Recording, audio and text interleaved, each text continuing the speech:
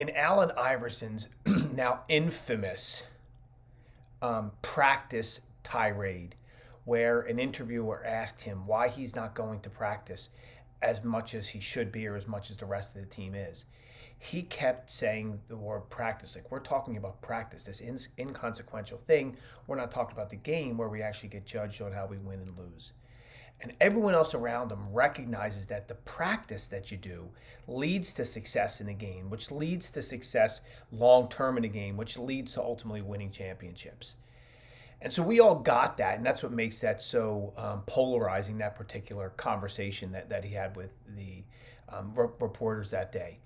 And I take that, I mean, it's a fun thing to think about, but I take that in our lives as professionals in whatever we chose to do.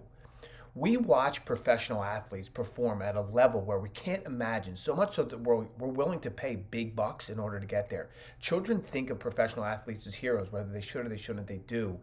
We're willing to stop what we're do what we're doing during the day and watch these people perform their particular chosen field because they do it at a level that we just can't imagine. The two things that they do that we don't do as professionals, or don't do as often as we should as professionals, number one is they're constantly getting feedback from coaches. So we all have mentors in life. We all have bosses in life, potentially. And those people can really be great sources of blind spot identifiers for us if we allow them. But how do you allow them, Colin? You ask them, what am I doing that I could be doing better?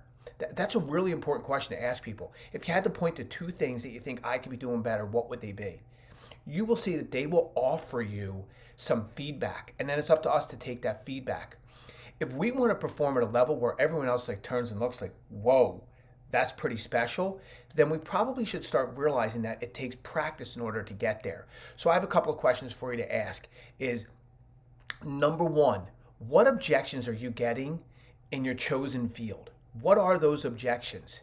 That's an important question for you to ask because that's going to tell you what you need to practice. Maybe you're trying to get a job. Maybe you keep going in for interview after interview after interview, but you're not getting these callbacks or these second callbacks or these third callbacks that you want or ultimately getting the job.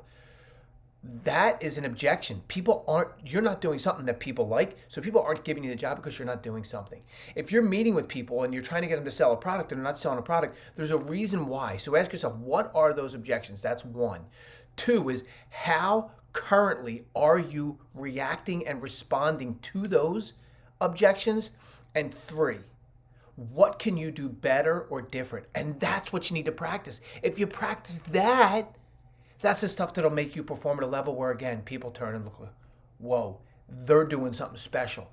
And it's not that hard to do, but it takes someone else's view of you performing your acts and offering some feedback, one. And then two, it takes some of that self-identification, working through those things, asking yourself these right questions, and then practicing with a professional. Reach out to us if you don't have anyone else to do it. We're happy to do it for you. Good selling, everyone. And if you will, please subscribe below.